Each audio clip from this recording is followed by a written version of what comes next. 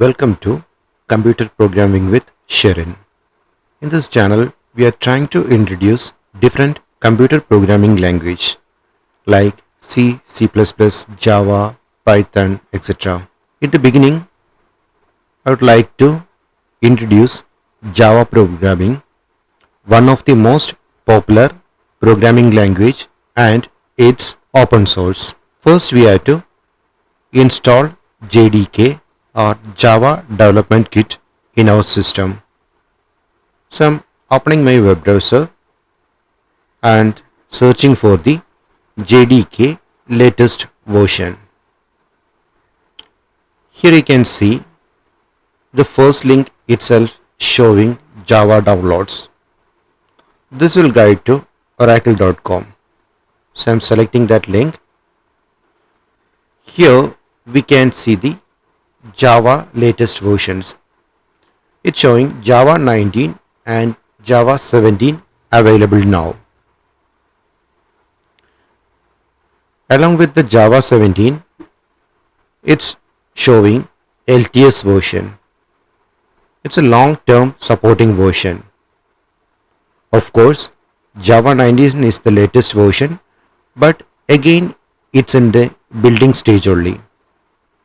It's not completely built. So we will try to use the LTS version, which is using by the most of the developmenting firms. So I'm selecting the Java 17 from there. Here we are explaining Java programming in Windows environment. So I'm selecting the Windows and here selecting the 64 installer version. Just click on this one and download it. After downloading the exe file, you can double click and install that. While installing, either you can go with the default installation path, which will be guide to C program files, or you can customize. You can install anywhere in your system. Better prefer a second drive other than the C drive, because if you are installing more programs in C drive itself, the space will get small and system may go slow. So here I already installed the JDK version. Now I need to check whether it is working properly or not. For that, I'm opening my run window using Windows key and R. And then I'm just typing CMD, or you can click on Windows button and there you can search the CMD and you can open the command prompt. It's the same thing only. So here using the run window, I already typed CMD, click on OK. So I'm getting a command prompt over there. I need to check whether the JDK is installed properly and the path setting is completed properly. First I'm checking my Java compiler version. So you have to give the command Java C space hyphen version. Press enter key. Now you can see Java C compiler version is 17.0.6 version. Next I need to check the runtime environment. So I'm just giving Java space hyphen version. Here you can see like my runtime environment is again 70. So both the versions are same thing. If you are installed multiple versions, you have to cross check whether your default version is compiler version and runtime version is same. Now we will try to write some programs, some simple programs over there. Create your own folder and create a file over there. I'm just creating a new text document. While creating the new document, we can find out the extension is showing as .txt over there. If your system doesn't show this extension, from view itself, you can say show file name and extension. Okay, I'll just untick this one and I will show the difference. Now see that extension is not showing over there.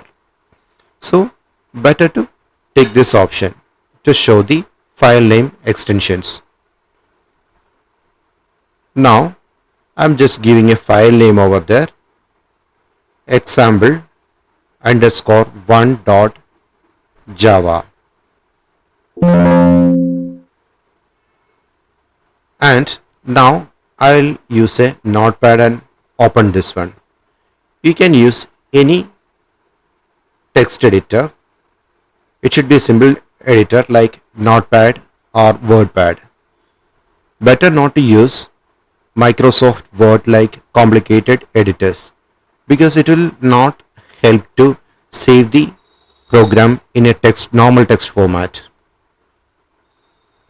Later we will try to use popular Java editors like Eclipse, Visual Studio Code, etc. So in first example, I'll just prefer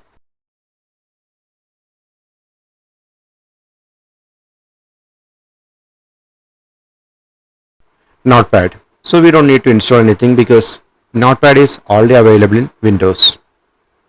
I will write the program over here. First I'm creating a class and giving the class name as same as Java file name. Okay. Now we need a programming entry point. So we should write the main over there. You have to write public static void main,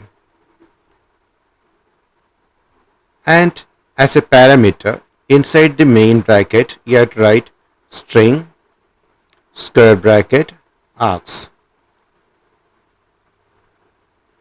Java programming language is highly case sensitive, so better to follow the same syntax over there. The rules will be discussed later. So in the beginning, just use the same cases over there. Now I need to print something to check this.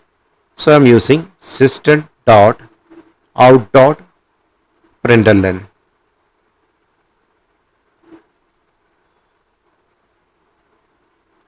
Okay, now need to print some welcome string over there. So inside the double quotes, giving welcome to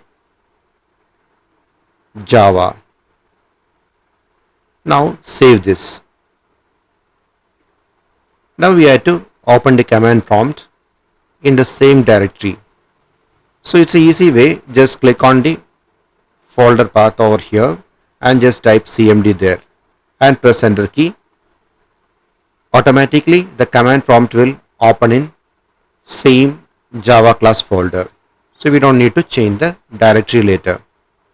Now first I'll try to compile this using the Java compiler. Javac space, you have to give the file name with .java extension. Enter key. Now if it is properly compiled, it will not show any messages over there and it will create a .class file over there. If you are cross checking the class file, it's a bytecode actually, so it's not easy readable format. So using compiler we created a bytecode over there, and using this bytecode you have to run the program. So for that just give Java space, your class name you have to give over there. Don't give any extension over there, just give Java space your class name.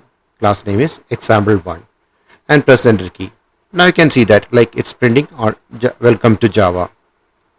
Now I'll just copy paste this printing statement and will add one more printing statement over there. Say hello world.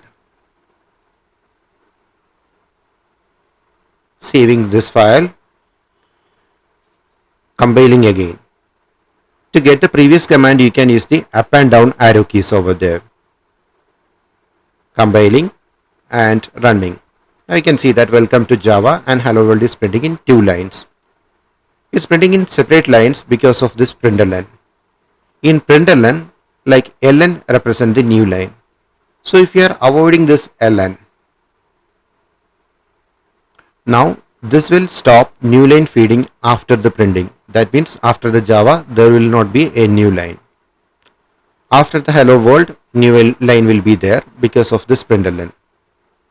Now for testing purpose, I'm just compiling it again and running the program. Now you can see that welcome to Java hello world, it's in the same line. So to generate a new line, of course you can use some special characters like /n. It's denoting the new line. If you need more lines, you can use the /n again and again. So if you want to make a line feed in between this, either use the /n after the Java or before the hello world, and save the file and compile and run. Now you can see that it's already separated. And one more special character I would like to specify here, that is /t for tab character. You can use any number of /t's over there, so it will create that much tab spaces over there. You can see a tab space before this hello world. Okay, so we just created a simple Java class over there. Now I will try to explain some basic rules over there, or syntax which we have to follow in our programming language Java. First we'll discuss some naming standard over there. We will discuss the naming standard. In the first we will discuss about the Pascal case. In Pascal case, each word first letter is capital. P and C is capital over here.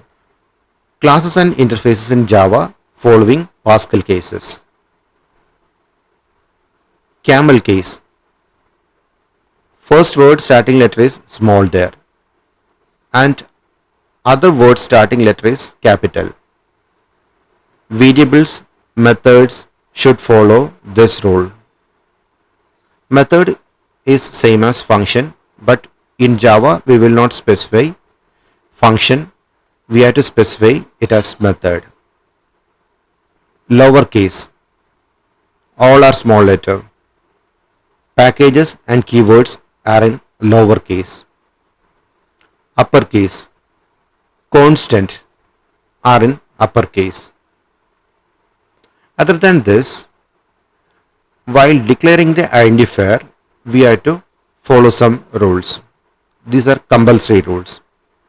The previous ones are naming standard. It's a suggestion if you're working with advanced Java or some framework.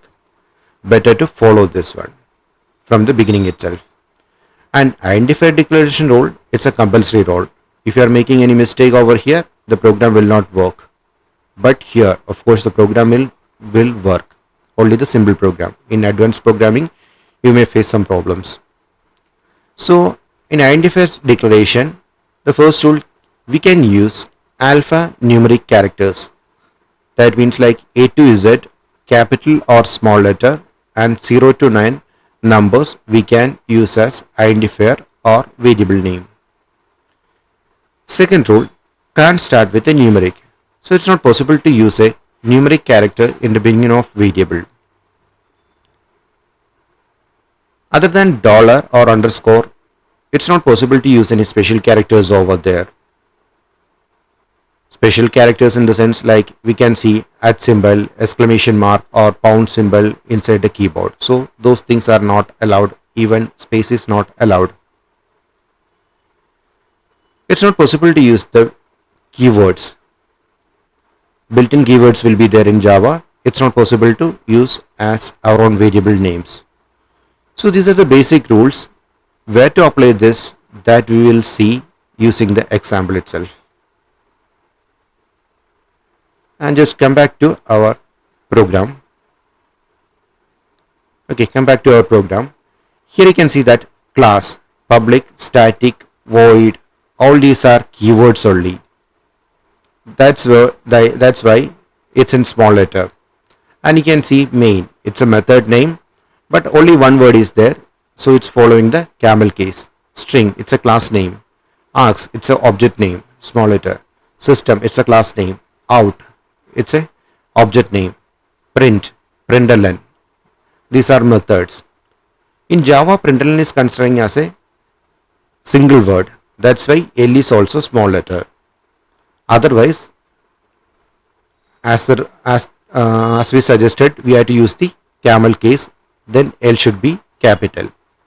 But this println is considering as a single word. That's why all are in small letter itself. Normally, while saving the files, we have to save the file name with class name.java. That's a suggestion. And I'm just like forwarding some questions to you, audience. Is it possible to save the Java file with some other names other than the class? And the second question, is it possible to declare multiple classes in the same file? If you have the answer, please put it in the comment section, or we will discuss in next classes. Thank you for watching us. Please do share, like, and put your suggestion in comments. Thank you.